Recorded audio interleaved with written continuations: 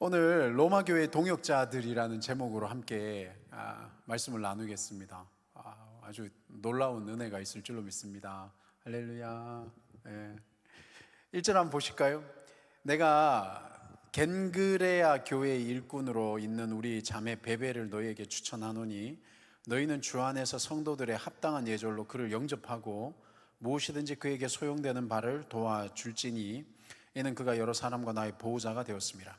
여러분, 이 겐그레아는 동네가 어디 있느냐? 지금 이게 이 로마서잖아요. 겐그레아는 이 고린도 쪽에서 조금 이렇게 11km 떨어져 있는 항구라고 이렇게 표현이 되어 있는데, 참 이런 지역을 설명할 때마다 어려워요. 이렇게 지도를 딱 띄우면 제일 좋은데, 그렇죠? 그러나 제가 그 지도를 띄울 만큼 그렇게 성실하지가 않아서 하여튼 좀 떨어져 있는 항구 도시가 겐그레아입니다. 겐그레아.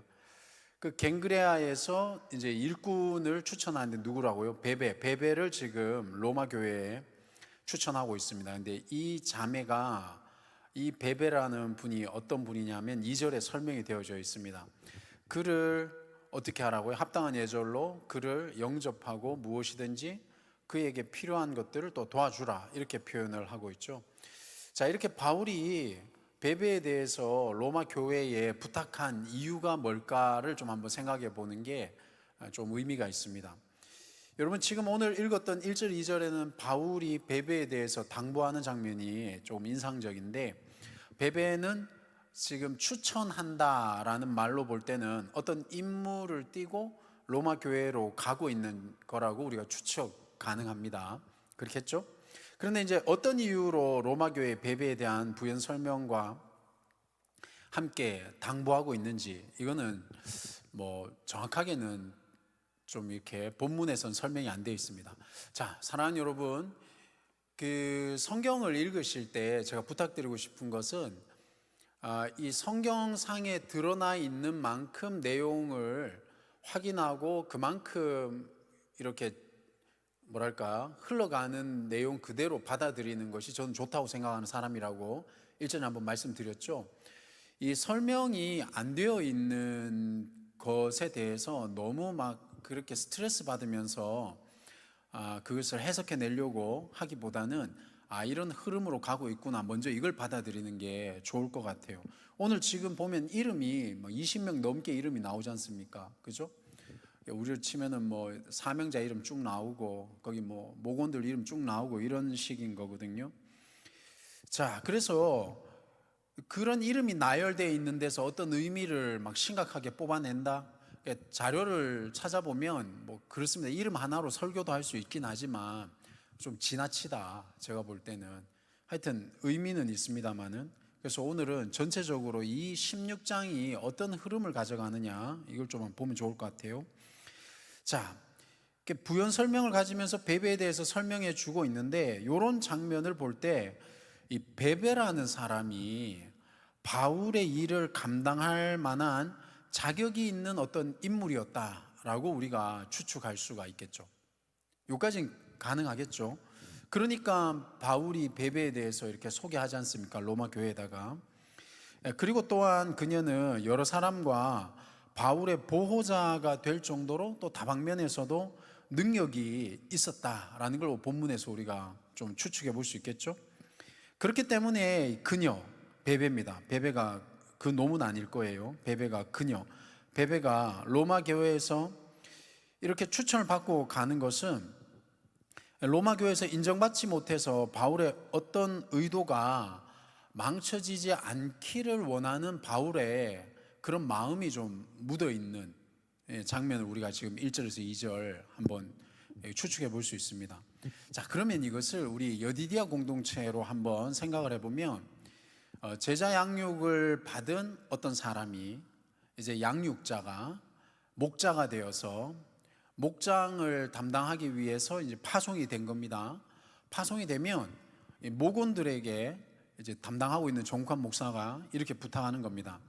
아무개 양육자는 저를 대신해서 충분히 이 목장을 목양할 수 있는 사람입니다. 그러니 이 아무개 목자를 잘 존중해 주시고 잘 받아주기 바랍니다 라고 지금 얘기하고 있는 겁니다. 바울이 베베를 로마 교회에 소개하고 있는 거예요. 그러면 이제 목원들은 어떻게 해야 되겠습니까? 이 목사의 권위를 인정한다면 목자의 권위도 존중하고 인정해 주는 게 맞겠죠? 이해되죠? 어렵지 않죠? 자, 그런 느낌이 지금 이 1절에서 2절, 그러니까 베베를 추천하는 바울의 심정인 겁니다. 이게 이제 참 중요한 겁니다. 우리가 어떤 사람을 신뢰한다라고 했을 때 다양한 이유로 신뢰할 수 있겠죠. 그러나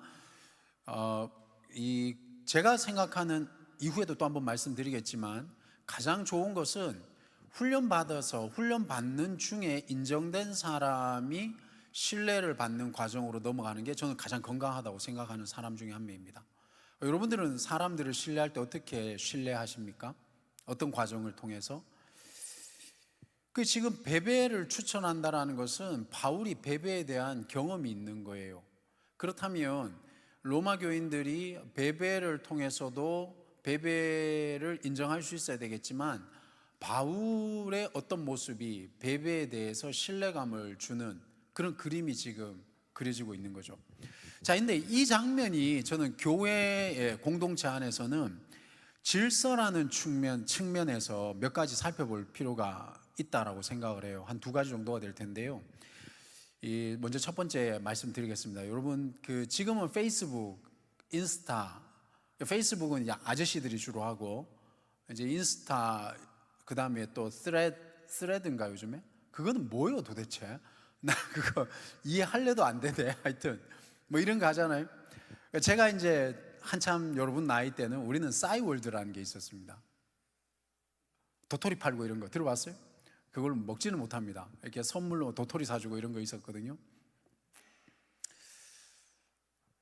있었는데, 자, 그래서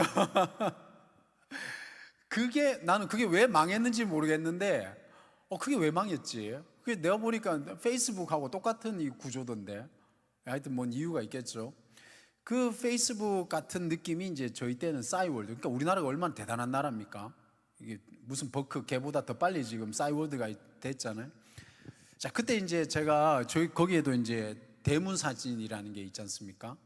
그 대문에다가 제가 멋진 말을 적어 놨습니다. 그 문구는 이런 겁니다. 농부는 밭을 탓하지 않는다. 멋있지 않습니까? 제가 이제 이 말을 좋아했던 거는, 물론 뭐 그게 속담이기도 하지만, 제가 존경했던 어떤 지도자 한 분이 이 말을 좋아했거든요. 이걸 항상 얘기하면서 자기의 어떤 지도력을 펼쳤었는데, 농부는 밭을 탓하지 않는다, 딱 이런 표현을 써놓는 거죠. 이 문구를 보고 저희 아내가 저에게 긍정적으로 생각을 했었습니다. 그러나 이제 막상 결혼을 해보니 늘상 저는 밭을 탓하고 있습니다. 그래서 속았다, 뭐 이런 얘기를 에피소드로. 근데 여러분, 이제 농부는 밭을 탓하지 않는다, 이게 우리 신앙생활도 비슷한 원리가 적용이 됩니다. 조금만 좀 웃어주실래요? 옆 사람 얼굴 한번 보시겠습니까? 뭐 한 주 동안 힘든 건 알겠는데 조금만 이렇게 웃어주시고. 웃기가 힘들다, 뭐 할 수 없죠. 그럼 뭐. 자, 그러면 자 보십시오. 바울은 사실 이 걱정이 되어서 베베에 대해서 이 부연 설명을 지금 붙이고 있지만, 정말 좋은 공동체, 정말 건강한 공동체는 어떤 지도자, 다시 말해서 주님 안에 있는 어떤 지도자가 다시 주님 안에만 머물러 있다라면, 그 어떤 지도자가 오더라도 흔들리지 않고 함께 변화하고 성장할 수 있는 곳이 건강한 공동체이겠죠. 이 말뜻이 이해가 됩니까? 자기보다 좀 못나 보이는 지도자라고 하여도 그런 사람이 오더라도 우리가 함께 할 수 있는 공동체, 계속해서 성장할 수 있는 공동체, 그게 바로 그 공동체의 힘이라는 겁니다. 반면에 또 자기보다 또 능력치가 있어 보이는 사람이 왔다, 그러면 당연히 또 본받을 게 있으니까, 영적으로 본받을 게 있으니까 함께 도전하고 성장할 수 있는 공동체, 이게 이제 건강한 공동체겠죠. 이게 무슨 뜻입니까? 여러분, 신앙생활은 결국에는 자기가 하는 겁니다. 물론 이제 우리가 누구를 만나느냐, 이거는 인생에 있어서는 정말 중요한 겁니다. 그리고 우리 신앙생활에 있어서도 어떤 영적인 본을 보여준다, 내가 본받을 만한 사람이 있다라는 것은 정말 중요한 일입니다. 그럼에도 불구하고 기본적으로는 신앙생활은 누가 하는 거라고요? 자기가 하는 겁니다. 농부는 밭을 탓하지 않는다. 신앙인은 외적 환경을 탓하지 않는다. 자, 이번 주에 제가 신방을 했는데 이 한 자매와 이제 신앙과 관련해서 제가 아주 인상 깊은 얘기를 들었습니다. 이렇게 표현하더라고요. 자기는 목사님이 하신 말씀이니까 들으려고 노력했다. 이제 이런 유의 대답을 딱 했습니다. 얼마나 이게 놀라운 태도입니까? 엄청난 성숙한 태도 아닙니까? 그러니까 목사가 얘기하니까 그 목사의 말을 듣겠다 이거죠. 그래서 제가 이제 그 얘기를 들으면서 감탄을 했습니다. 속으로는 서운했지만, 왜냐하면 이제 제가 잘해가지고 그 사람이 어떤 영향을 끼친 줄 알았는데 그게 아니죠. 저와 상관없이 본인이 이 목사의 권위를 존중한 거예요. 인정한 거죠. 그죠? 저는 우문현답이었던 거예요. 어리석은 질문을 던졌지만 우리 그 자매는 아주 복음적인 대답을 저에게 들려준 겁니다. 여러분, 신앙의 좋고 나쁨은 결국 환경에 지배당하지 않고 자기 자신에 달려있다는 게 정말 중요한 겁니다. 바로 이겁니다. 이 여디디아의 마음밭이 바로 이와 같은 상태가 되도록 누가 가꿔야 되겠습니까? 우리가 가꿔야 되는 겁니다. 각자가 가꿔야 되는 겁니다. 우리의 마음밭이. 누가 이 공동체의 지도자가 된다 할지라도 그것과 상관없이 여러분들은 신앙이 온전하게 성장하고 변화되는 방향으로 나갈 수 있어야 되는 거예요. 이게 마치 사춘기 애들처럼 수학 선생님이 좋으면 수학 점수 잘 나왔다가 과학 선생님 마음에 안 들면 과학 점수 안 나오고 이러면 안 된다는 거예요. 그래 놓고 난 다음에 우리는 이게 이제 자기 개발에서 얘기하는 그 심리학적인 그 전문 용어가 있는데 마치 자기를 합리화시키는 거예요. 나는 그때 공부 잘할 수 있었는데 선생님이 마음에 안 들었어. 뭐 이런 거 있잖아요. 변명이죠. 영화에 유명한 대사가 있지 않습니까? 비겁한 변명일 뿐입니다. 그러니까 그리스도 안에서 거듭난 목사가 누구든지 간에 하나님을 두려운 마음으로 말씀을 전한다라는 조건 하에 우리 각자는 여기 앉아있는 여러분들은 아멘 하고 듣고 순종할 수 있는 마음밭이 우리 안에 있어야 되는 거예요. 그러면 굳이 바울이 베베를 추천하는 이런 수고를 하지 않아도 된다는 겁니다. 여러분, 우리 그 교회에 그런 일들이 많죠. 지도자가 교체되는 시점에 교인들이 막 떠나나갑니다. 제가 이따 시간이 되면 조금 더 데이터를 가지고 얘기를 할 텐데 그게 건강한 교회였을까요? 그러니까 누구 욕할 거 없어요. 건강한 성도가 없었던 겁니다. 무슨 말씀인지 이해되죠? 담임 목사님께서 이제 저희 회의 때 그런 말씀을 하셨는데 저는 그 말씀이 너무 저는 이게 이해가 되고 공감이 되고 아멘이 되더라고요. 내가 잘한 줄 알았는데 내가 잘했던 게 아니라 이 지금 시대적 환경이 어떻게 표현을 할까요? 이 갈 길 잃어버린 성도들로 하여금 이 큰 교회로 가게 만드는 그런 좀 현상들이 있는 거죠. 제가 뭐 그런 현상들을 떠나서 제가 여러분들에게 정말 질문을 던지고 싶은 게, 여러분, 우리는 환경에 영향을 받는 신앙을 가지고 있습니까? 아니면 내가 환경에 영향을 미치는 신앙을 가지고 있습니까? 이게 너무 중요하다는 거예요. 뭐 그렇다 해가지고 제가 또 설교를 대충 준비하냐 그러지는 않습니다. 최선을 다해서 준비합니다만은 본질이 그게 아니죠. 여러분 마음밭을 지금 바꾸셔야 됩니다. 여러분이 인상 딱 쓰고 저를 째려보면 은혜가 가고 싶어도 갈 수가 없어요. 이 마음밭을 기경해야 됩니다. 물론 뭐 그런 사람이 여기 없는 거 알고 있습니다. 제가 웃자고 했는데 안 웃으니까 넘어갈게요. 그러면 자 보십시오. 그러면 우리의 목장이 만일에 우리의 목장이 이런 마음밭이란 말이에요. 목원들이. 그러면 누가 목자가 되어도 목장에는 말씀 나눔이 풍성해지는 겁니다. 자기 마음밭은 생각 안 하고 목자가 어떻니? 뭐 우리 목장은 어떻니? 네 마음밭은 이게 이제 지금 바울이 베베를 추천하는 이 모습 속에서 우리가 공동체 속에서 살펴봐야 될 지점이라는 거예요. 베베가 못 믿어온 게 아니라 베베에 대해서 로마 교회가 잘 모르니까 바울이 조심스러운 마음으로 지금 추천하고 있잖아요.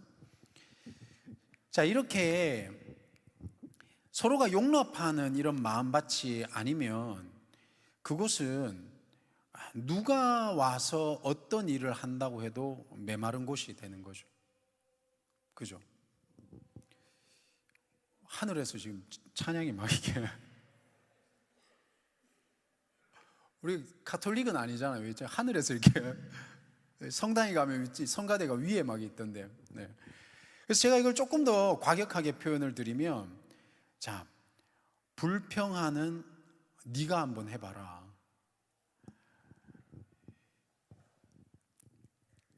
불평하고 있는 네가 한번 해보면 네가 불평하고 있는 그 상황이 되는지 안 되는지 알 거 아닙니까? 무슨 말씀인지 이해되시죠? 여러분, 우리가 이런 뭐랄까요, 환경들에 대해서 뭐 이렇다 저렇다 얘기를 하는데 결국에 중요한 것은 자신의 이 마음밭이 중요한 거죠. 이걸 한번 살펴볼 필요가 있다는 거죠. 자, 다음으로 두 번째 질서에 대해서 제가 살펴볼 측면은 뭐냐 하면, 바울이 지금 베베를 인정했잖아요. 그죠?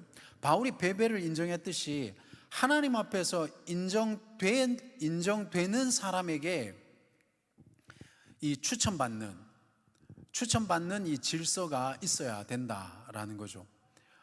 이 구조가 되게 중요한 겁니다. 제가 지금 상당히 집중해가지고 하도록 하겠습니다. 여러분도 저에게 집중해 주십시오. 저거는 분명히 좋은 찬양이지만 우리 메시지를 방해하는 이 찬양은 지금 물러갈지어다. 자, 그래서 여러분, 이게 중요한 겁니다. 잘 보십시오. 제가 그래서 2년 동안 여러분에게 똑같은 메시지를 던졌던 겁니다. 관계에 의해서 좋은 사람이 인정받는 공동체는 좋은 공동체가 아닙니다. 베베라는 사람을 바울이 좋아했기 때문에 추천했을까요? 아니요. 베베라는 사람이 신앙적인 면이든 사역적인 면이든 바울은 신뢰할 수 있는 사람이었기 때문에 저는 바울이 베베를 추천했을 거라고 생각을 하는 겁니다. 그러니까 사역에 대해서 다양한 철학들이 우리 안에는 존재할 수가 있죠. 저는 이 공동체를 세우고 또 예수가 중심이 되는 사람이 사역을 해야 된다라고 생각을 하고 있고, 끊임없이 그 얘기를 여러분들에게 말씀드리고 있는 겁니다. 이 바울이 인정하지 않는 베베는 없는 겁니다. 그러나 흔히들 자신만의 삶으로 베베가 될 수 있다, 혹은 베베가 될 것이라고 생각하는 사람들이 되게 많다는 겁니다. 이거를 다르게 표현하면 이렇게 되는 거죠. 사람들은 자신이 지금 무엇을 해야 되는지는 생각하지 않고 끊임없이 자기가 무엇을 하고 싶은지를 고민한다는 겁니다. 이 말장난이 아니라 이 한 끗의 차이가 사역과 개인의 모습을 달라지게 만드는 겁니다. 여러분, 우리는 지금 무엇을 해야 되는지를 생각해야 되는데 내가 무엇을 하고 싶은지만 생각하게 되면 이 베베의 모습이 달라진다는 거죠. 저는 베베가 왜 이렇게 바울에게 신뢰를 얻었는지 제가 이 구절을 가지고 참 많은 묵상을 했었습니다. 물론 저에게도 이 베베와 같은 사람이 우리 공동체 안에도 제 제자들에게도 있습니다. 예를 들어서 이 베베는 공통점이 있죠. 그게 뭡니까? 우선은 예수를 믿는 사람이 베베일 겁니다. 그죠? 예수를 믿는 사람이 베베여야 됩니다.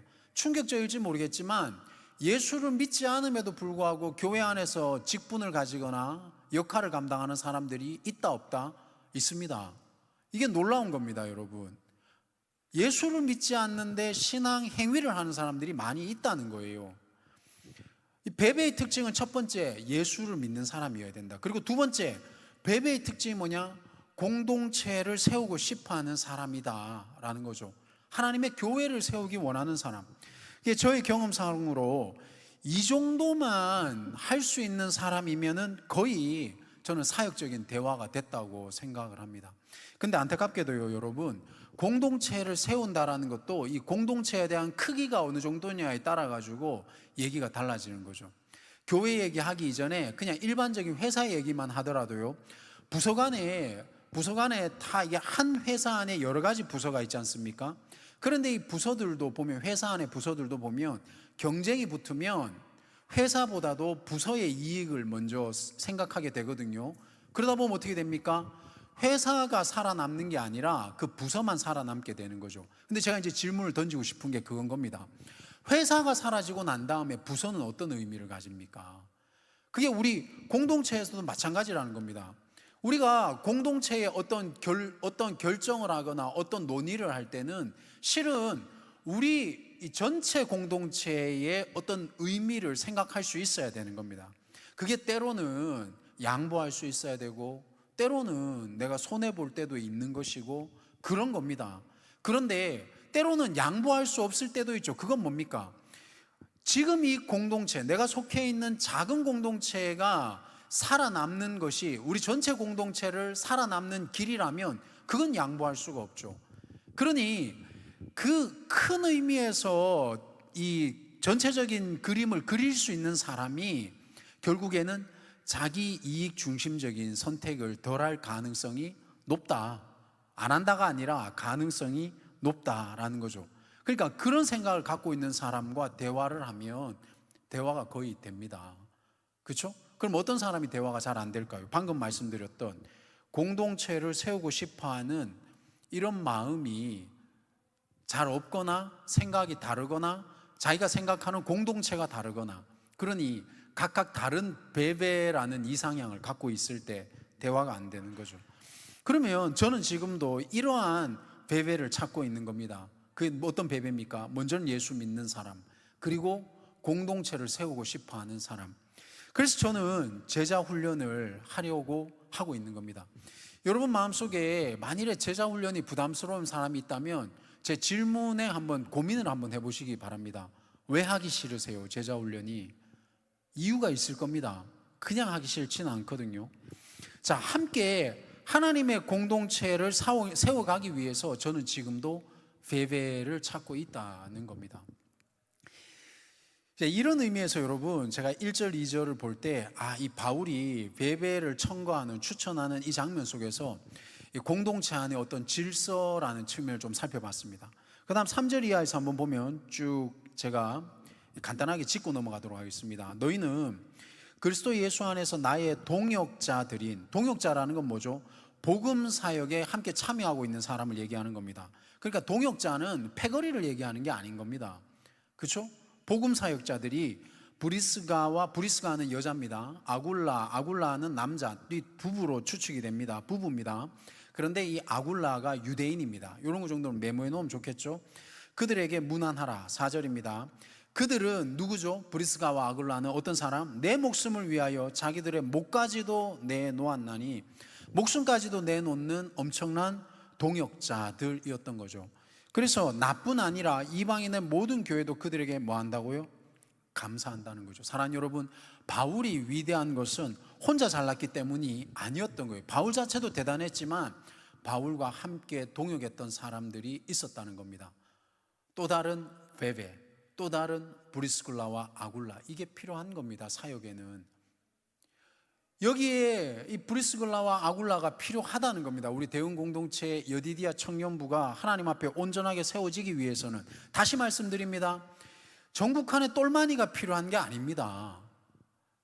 정북한하고 친한 사람이 필요한 게 아니라고요. 내가 말하면 내 말대로 하는 이익 집단이 필요한 게 아니라는 겁니다. 동역자가 필요한 거예요. 동역자, 하나님의 교회를 같이 세울 동역자가 필요한 겁니다.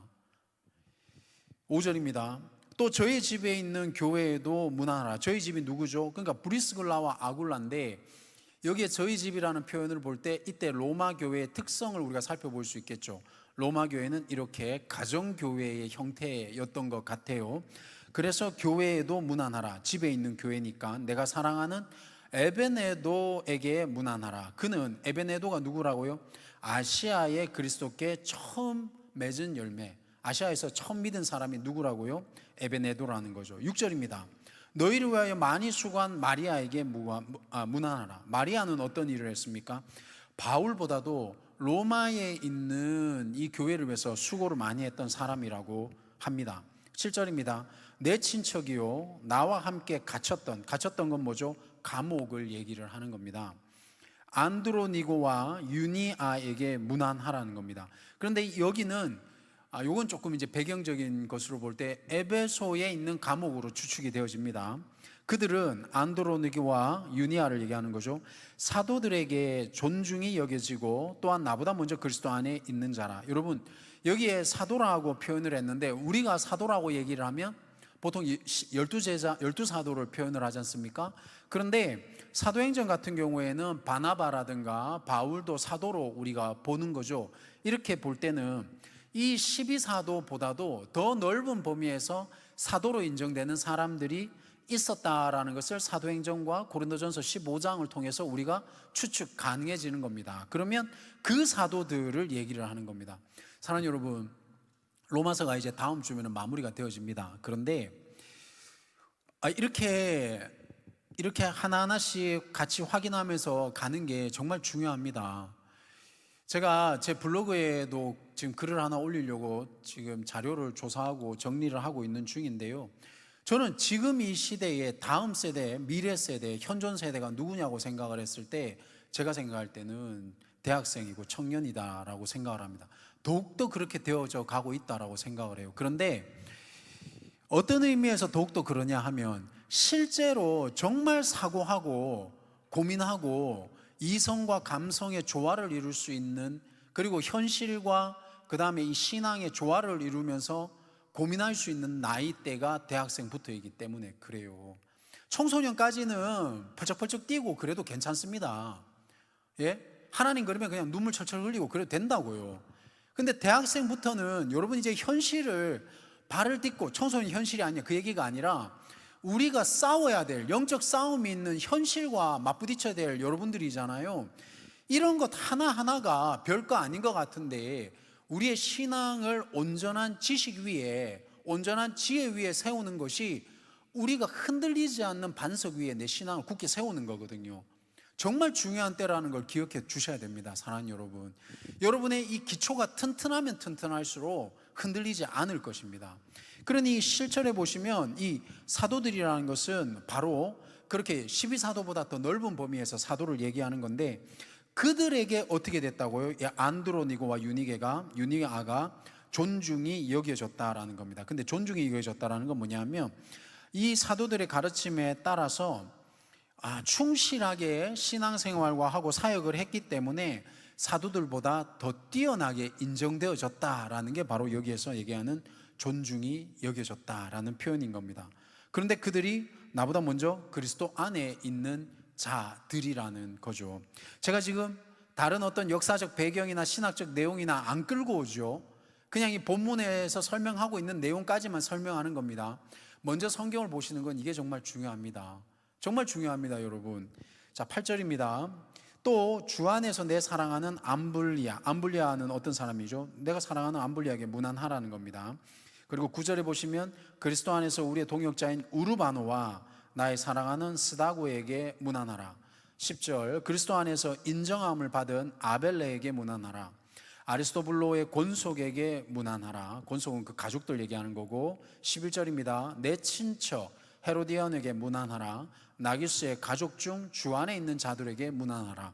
나기수라는 가족 안에 그 중에 믿고 있는 사람들에게, 그러니까 이게 가정교회 형태들도 보여지죠. 지금 12절에 주 안에서 수고한 드로베나와 드로보사에게 문안하라. 주 안에서 많이 수고하고 사랑하는 버시에게 문안하라. 여러분 지금 이 구절 속에서 눈여겨봐야 될 게 뭐냐면 그리스도 안에 있는 자라는 표현과 함께 주 안에서 사랑하는, 주 안에서 수고하는 이런 표현을 눈여겨보셔야 되는 겁니다. 그런데 어떤 사람은 그런 표현도 없이 지나가기도 합니다. 자, 13절 주 안에서 택하심을 입은 루포와 그의 어머니에게 문안하라. 이 어머니가 얼마나 대단하냐면 그의 어머니는 곧 내 어머니다. 그만큼 사도 바울이 루포의 어머니에게 영향을 받았다는 걸 알 수가 있죠. 루포 같은 경우에는 우리가 억지로 이 십자가를 졌던 그때 나왔던 사람으로 우리가 또 추측됩니다. 14절 아순그리도와 블레곤과 헤메와 바드로바와 허마와 및 그들과 함께 있는 형제들에게 문안하라. 그냥 지나가죠. 이 이름들은 언급만 되어집니다. 15절입니다. 빌롤로고와 율리아와 또 네레오와 그의 자매와 올름바와 그들과 함께 있는 모든 성도에게 문안하라. 16절입니다. 너희가 거룩하게 입맞춤으로, 거룩하게 입맞춘다라는 것은 우리가 지금 예배 말씀 직전에 PRS 듣기 전에 다 같이 일어나서 인사하지 않습니까? 이런 형제들의 정다운 몸짓을 표현하는 겁니다. 그때는 이렇게 이제 인사하는, 포옹하고 이런 것을 거룩한 입맞춤이라고 표현을 하는 건데, 그런 형태로 서로 문안을 하는 겁니다. 그리스도의 모든 교회가 다 너희에게 뭐 한다고요? 문안하느니라. 서로 문안하라고 명령을 하고 있죠. 그래서 서로 이런 문안하는 게 뭡니까? 같은 공동체라는 것을 확인하는 과정을 문안하라라고 표현을 해주고 있습니다.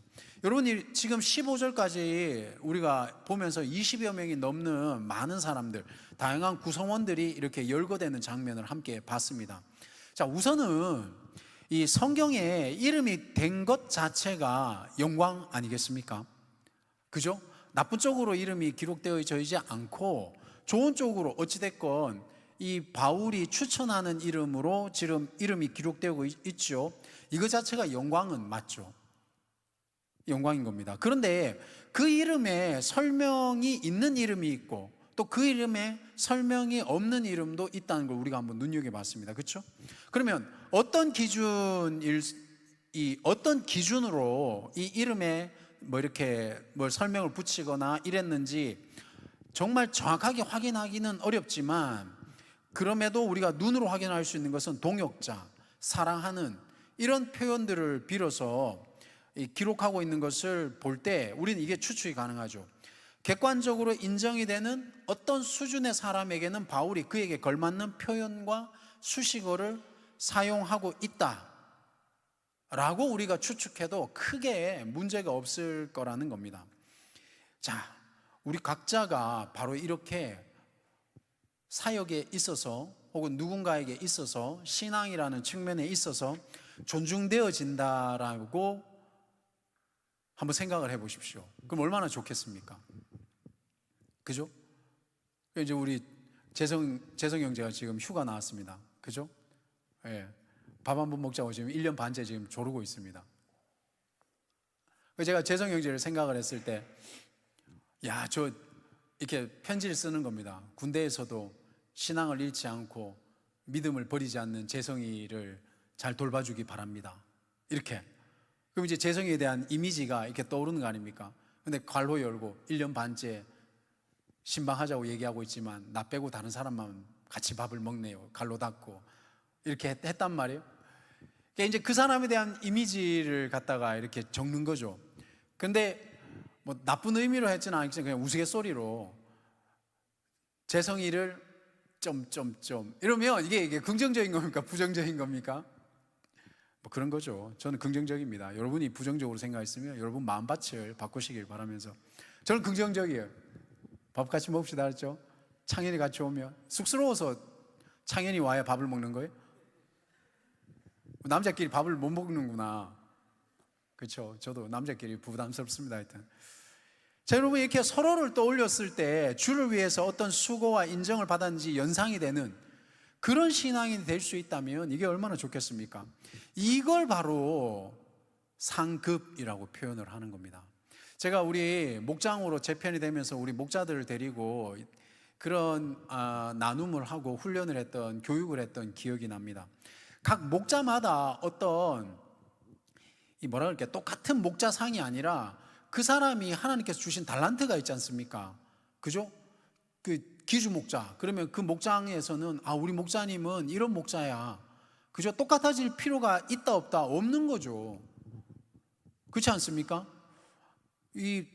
뭐 정칸 목사 그러면 딱딱해. 근데 어떤 사람에게는 딱딱한 사람, 어떤 사람에게는 야, 목사님 알고 보면 그런 사람 아니야, 이런 거 있지 않습니까? 그죠? 오늘 왜 뭐 다들 많이 힘들었어요, 일주일 동안?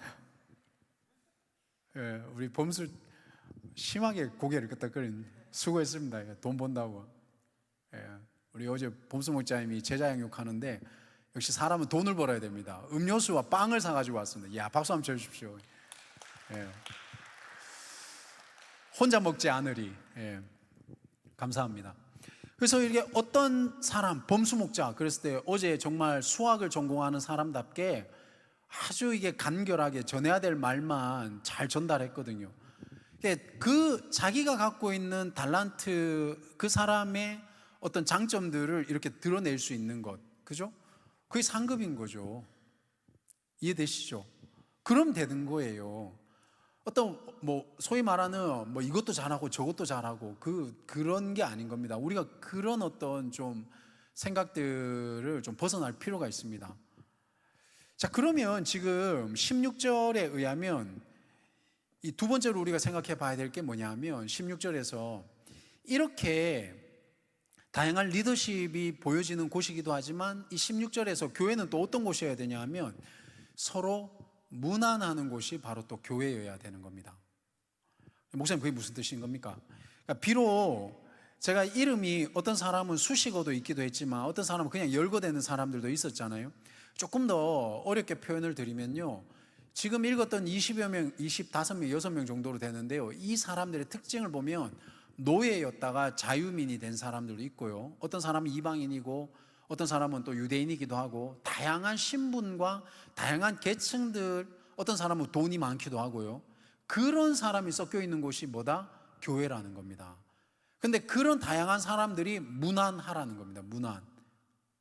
그럼 사도 바울이 이때까지 주장했던 내용과 똑같은 거예요. 유대인이든 이방이든 다 같이 하나가 될 수 있는 곳이 그게 교회여야 되는 거죠. 그럼 우리 여디디아 공동체도 마찬가지인 겁니다. 우리의 여디디아 공동체도 제가 지난 3년 동안 끊임없이 공동체를 얘기한 게 뭐였겠습니까? 그 이유가 끼리끼리 모이는 거는 그것은 공동체가 아닙니다. 그 누가 들어와서도 들어가기 힘든 곳은 공동체가 아니라고요. 우리는 누가 오더라도 함께 문안할 수 있는 곳이 되어야 되는 겁니다. 그래서 비록 인정받기도 하고 또 때로는 무명이기도 하지만 이 땅에서 서로 인사하고 격려하는 것이 뭐다? 그게 바로 교회라는 거죠.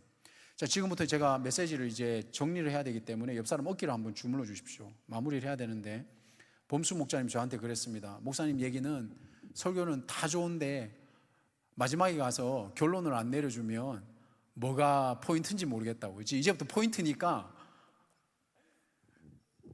목사님이 뭘 나눠야 될지 모르겠다. 그러면 여기 끝에만 나눠주시면 돼요. 기주 목사가 그렇게 얘기했는데 앞에 거 안 듣다가 끝에만 들으면 된다고.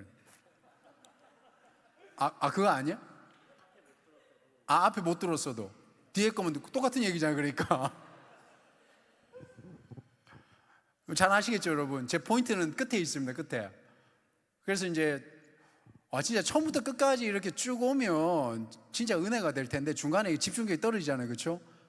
그러면 이제 기주 목자 말처럼 끝에만 딱 들으십시오. 아시겠죠? 그게 결론이니까. 이게 교회가 뭐냐 하면 이렇게 다양한 곳이, 다양한 사람들과 다양한 계층과 이런 사람이 있지만 그들이 함께 문안할 수 있는 곳이 그 교회여야 된다는 거죠. 여러분 생각을 해보세요. 이렇게 깜짝 놀랐네요. 저 무슨 영이 이렇게 걸어가는 줄 알았습니다. 감사합니다. 여러분 한번 생각을 해보세요. 여기에 계층이 나눠져 있는 거예요. 그죠? 계층이 나눠져 있고 또 뭐라고 표현해야 될까? 잘난 사람들끼리만 모이고 못난 사람들은 그 사람들이 걱정돼서 아직 마치려면 5분 남았는데 벌써 피아노를 치면 어떡하지? 하여튼 최대한 빨리 해볼게요. 못난 사람들은 잘난 사람에 대해서 접근하지도 못하고 그게 서로 문안하는 게 아니라는 겁니다. 그러니까 이렇게 이름이 있는 소위 말해서 드러난 사람만 있는 곳은 그게 교회가 아니죠. 제가 예전에 어디 집회를 갔을 때 어떤 집사님하고 이렇게 상담을 한 적이 있었는데 그분은 신앙은 없는데 큰 교회만 이렇게 다니시더라고요. 그러니까 영업 쪽에서 일을 하셨거든요. 제가 물었어요. 왜 큰 교회만 다니느냐? 그렇게 물었죠. 큰 교회를 가야 장사가 되기 때문에. 작은 교회 가면 만날 사람이 별로 없잖아요. 그렇게라도 교회 오면 감사하긴 한데, 여러분, 이 이미지 속에서 벌써 예수 안 믿는 사람들도 교회를 어떻게 생각하고 있습니까? 이익이 되는 곳과 이익이 되지 않는 곳을 구분하고 있잖아요. 그게 서로 무난하는 곳이 아니라고요. 이익이 된다고 만나고 이익이 안 된다고 안 만나고, 이익이 되는 사람들한테만 내가 이 사람의 이익을, 내가 내 이익을 위해서 이 사람한테는 웃어주고, 그게 교회가 아니라는 겁니다. 그게 문안이 아니라고요. 그러니까 이 계시록에 의하면요, 우리 모두가 하나님의 백성이고 하나님의 자녀이고 서로 문안할 수 있는 그런 사람들이다. 그래서 얼마든지 서로 인사하고 격려하는 곳, 그게 뭐라고요? 이 16절에서 얘기한 교회, 문안하는 행위, 서로. 그러니까 제가 우리 말씀 전하기 전에 일어나서 가서 인사하라 그러면 좀 가십시오. 좀 앉아있지 말고. 지금 몇 개월째인데 계속 앉아 계세요. 기도를 제가 열심히 해서 앉은 자가 일어난 역사가. 근데 왜 그렇게 해야 됩니까? 왜 우리가 서로 이렇게 위로해야 되는 겁니까? 그리고 어떻게 해야 이런 서로 위로하는 게 가능해질까요? 여러분, 제가 방금 던진 이 질문을 가볍게 생각하지 말고 좀 들어주셔야 되는 겁니다. 우리가 어떻게 해야 서로 위로할 수 있겠습니까? 그러기 위해서 제가 아까 예수 믿어야 된다 그랬잖아요. 제자 양육 처음 시작할 때 어제 범수 목자님이 정확하게 짚어줬습니다. 우리는 예수의 제자가 되기 위해서 제자 양육한다. 이걸 다르게 표현하면 우리가 어떻게 해야 서로 위로하고 서로 같아질 수 있겠습니까? 우리의 가치관이 같아야 되는 겁니다. 가치관이 뭡니까? 예수 믿는 신앙과 예수 믿는 세계관이 같아야지만이 서로 위로할 수 있다라는 거예요. 이 자리에 똑같이 앉아있지만 여디디아 청년부에 대한 생각의 차이가 있다, 그러면 대화가 안 되죠. 위로가 안 되는 겁니다. 이게 무슨 뜻입니까? 우리가 신앙을 지키다가 겪은 간증들을 나눌 수 있는 사람이 거룩하게 입맞추면서 문안할 수 있는 것이지, 세상에서 하나님과 관계없이 살다가 주일날에 갑자기 하나님 앞에 와가지고 위로와 격려를 한다? 문안이 되겠습니까? 할 수가 없는 거죠. 이게 가치관이 다르다는 겁니다. 우리가 서로 위로할 수 있고 서로 문안할 수 있는 것은 이렇게 주일날에 함께 예배를 드리고 말씀을 붙들고 한 주간 동안 세상 속에서 피 터진 모습으로 예배의 자리로, 목장의 자리로 와야지만이 그때 서로 위로하고 문안할 수가 있는 거예요. 근데 여기에서 은혜 받고 세상 나가서 카멜레온처럼 똑같이 살다가 들어오면 뭘 위로할 일이 있고 뭘 문안할 일이 있겠어요? 밖에서 아무 일도 없었는데, 밖에서 주님하고 같이 산 적이 없었는데 거기 어떻게 세계관이 같아지고 가치관이 같아지겠습니까? 그러니까 서로 간에 문안이 안 되는 거예요. 실은 여기 오면 우리 도훈이가 왜 갑자기 울먹거리고, 이게 목사가 정신을 못 차리니까 이게,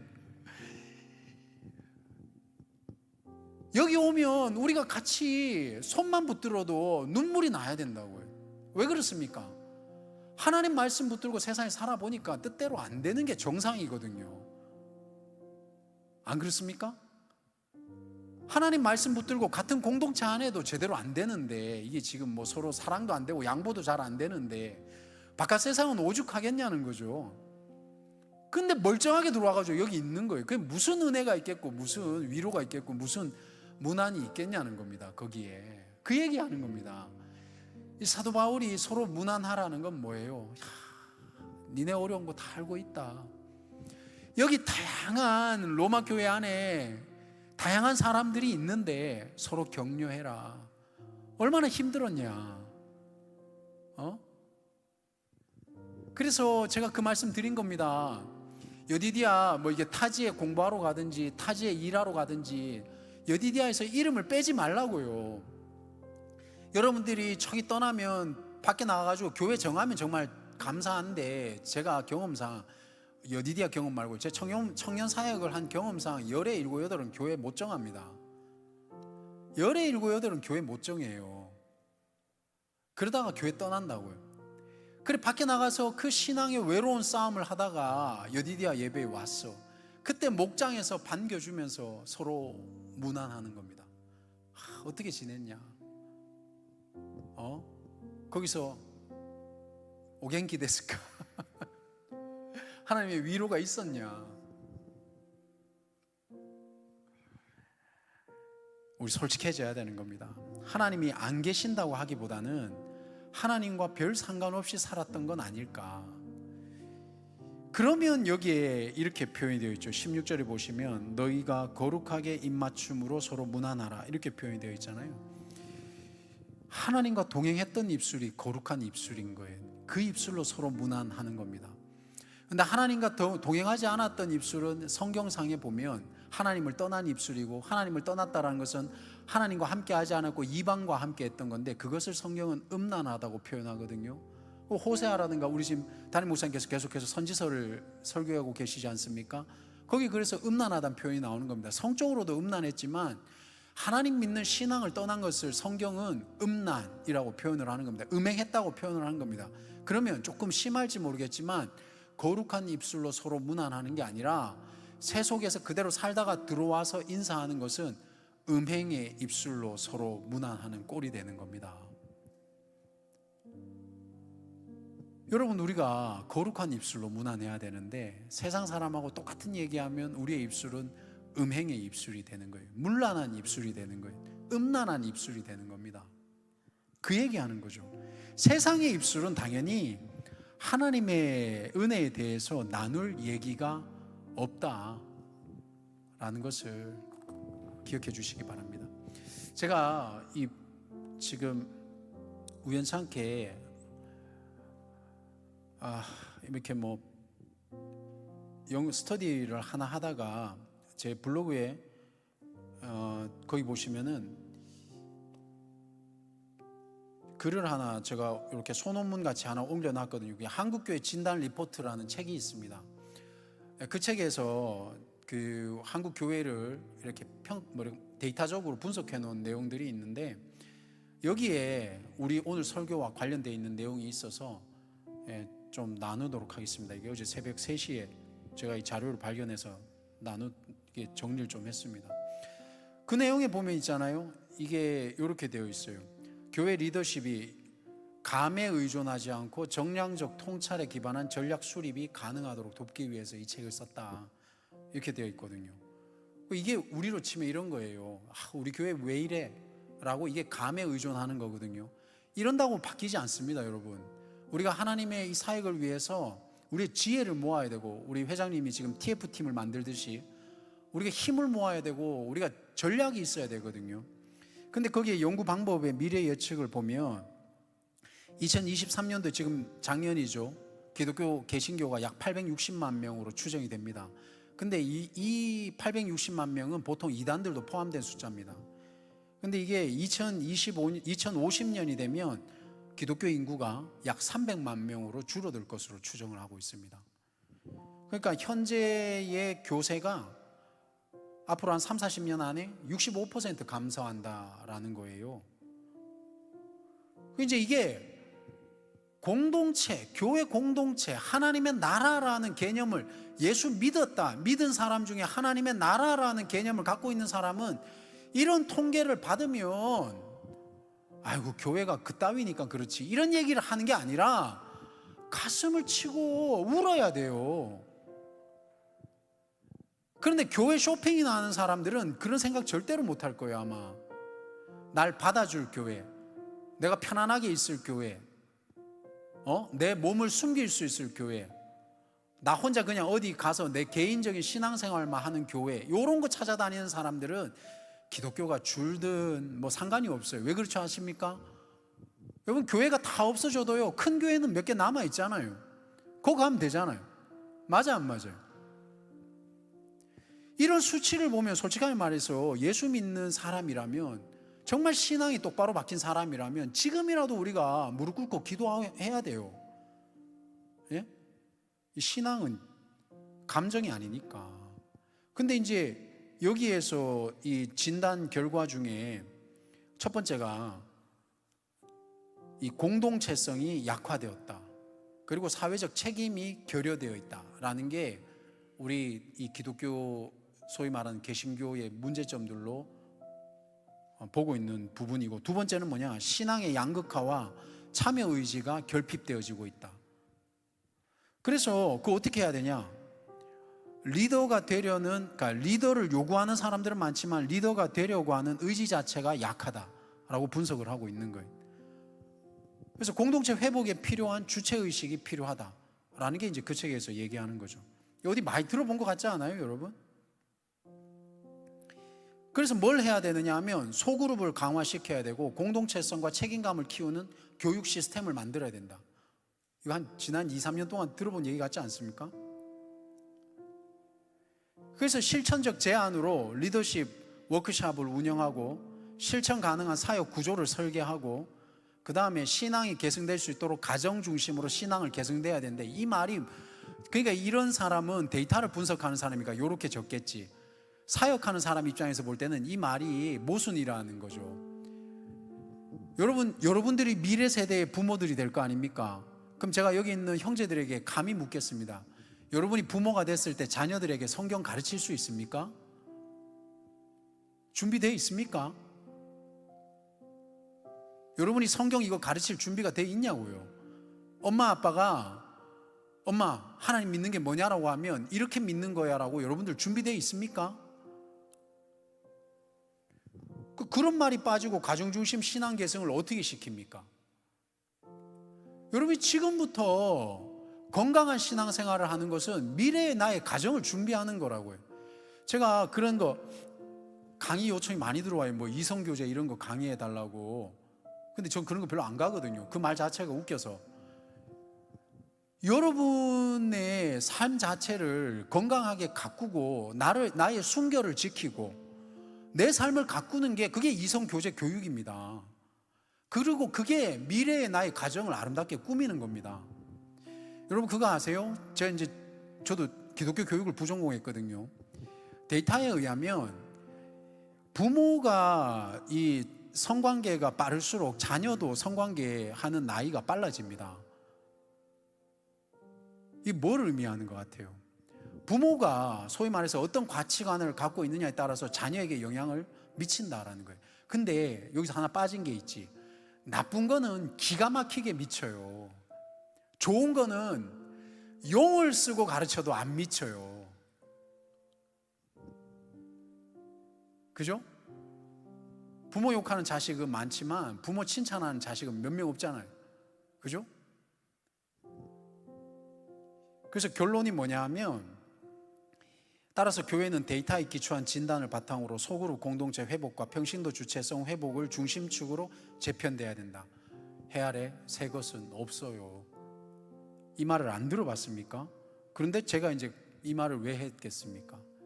지난 3년 동안 계속해서 제가 공동체에 대해서 여러분에게 얘기를 했지 않습니까? 근데 그 공동체에 대해서 얘기를 한 것은 제가 읽었던 책들과 제가 경험했던 그런 경험들과, 그리고 우리 사명자들은 잘 알 겁니다.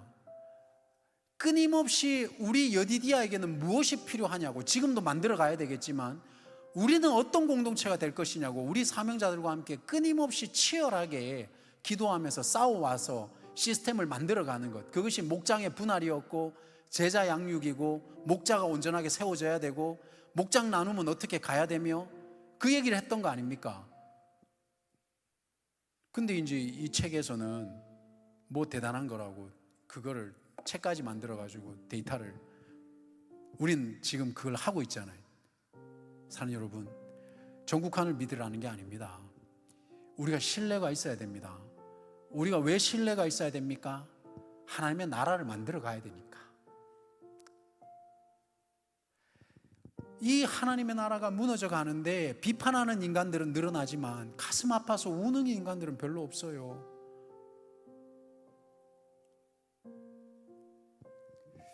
그래서 오늘 말씀을 맺으면서 사는 여러분, 베베와 같은 동역자가 됩시다. 여디디아 청년부를 함께 세워가는 동역자가 됩시다. 무명하든 유명하든 서로에게 거룩한 입맞춤으로 문안하고 격려하고 인사하는 여디디아 청년부가 됩시다. 그게 저는 오늘 이 사도 바울의 심정이 심정을 조금이라도 제가 읽은 게 아닐까 하는 마음으로 좀 말씀을 준비해 봤습니다. 사랑하는 여러분, 우리 여디아 공동체에 노아의 방주와 같은 곳이 되어야 됩니다. 120년 동안 노아는 방주를 지으며 얼마나 많은 사람들에게 비웃음을 당했겠습니까? 그러나 거기에 구원이 있었죠. 우리 여디아 공동체 이 안에 어떤 이는 여디아 공동체가 소중한 사람도 있고 어떤 이는 덜 소중한 사람도 있을 수도 있겠으나, 그러나 우리가 서로 거룩한 입술로 문안하고 입 맞추면서 하나님께서 보시기에도 정말 사랑하는 여디디아, 하나님이 사랑하시는 여디디아 공동체가 될 수 있도록 함께 거룩한 입맞춤으로 문안하는 그런 공동체가 되도록 함께 노력했으면 좋겠습니다. 그렇게 해봅시다. 그렇게 하기를 정말 부탁을 드립니다. 주님의 이름으로 부탁을 드리겠습니다. 잠깐 눈 감아 보시겠습니다. 긴 시간 반주한 그대에게 여러분 잠시 한번 묵상해 주십시오. 누가 공동체를 만들어 가는 게 아닙니다. 그리고 이때까지 제가 얘기했던 내용들에 대한 의구심이 있었더라면 오늘 말씀을 듣고서라도 사랑하는 여러분, 제가 아니라 제가 했던 내용에 믿음을 보여주시기를 부탁드립니다. 왜 그렇습니까? 여디디아의 사람이 늘어나기 위해서 그런 생각 1도 한 적이 없습니다. 여러분, 여디디아 공동체가 하나님 앞에 있어서 이 마지막 시대에 대안이 되기를 원합니다. 이 대전 땅에 어디에 청년부가 있느냐라고 했을 때, 여디디아 공동체를 가봐라. 여디디아 청년부를 가봐라. 거기에 소그룹이 있다. 거기에 나눔이 있다. 거기 제자 양육이 있다. 거기 거룩한 입술에 입맞춤하는 그 문안하는 공동체가 있다. 누가 해야 되겠습니까? 우리가 해야죠. 여러분이 해야 되는 거예요. 우리 각자가. 오늘 말씀을 우리 하나님의 말씀으로 믿음으로 받아들이시길 주님의 이름으로 축원드립니다. 기도하겠습니다. 살아계신 하나님, 감사합니다. 우리가 하나님의 나라를 만들어가는 주체입니다. 우리가 하나님 나라의 현재입니다. 우리가 하나님의 나라의 미래입니다. 하나님, 현재가 어디 있고 미래가 어디 있습니까? 우리의 모습입니다. 하나님, 믿음이 어디에 있습니까? 우리의 모습입니다. 하나님, 어디에 하나님의 나라가 있고 교회가 있습니까? 우리의 모임입니다. 우리가 예배하는 이 자리입니다. 우리의 모습이 그러한 모습입니다. 하나님, 내가 생각하는 하나님의 나라가 아니고, 내가 생각하는 어떠한 모임이 아니고, 내가 생각하는 어떠한 열매가 아니라 하나님이 생각하시는 열매, 하나님이 생각하시는 교회, 하나님이 생각하시는 공동체, 하나님이 생각하시는 거룩한 입맞춤으로 문안할 수 있는 여디디아가 될 수 있도록 주여 도와 주시옵소서. 지금은 우리 주 예수 그리스도의 은혜와 하나님의 사랑하심과 성령의 교통하심이 오늘 거룩한 입맞춤으로 함께 문안 인사하기를 원하는 여디디아 머리 위에 지금부터 영원까지 함께 하시길 예수님의 이름으로 간절히 축원하옵나이다. 아멘.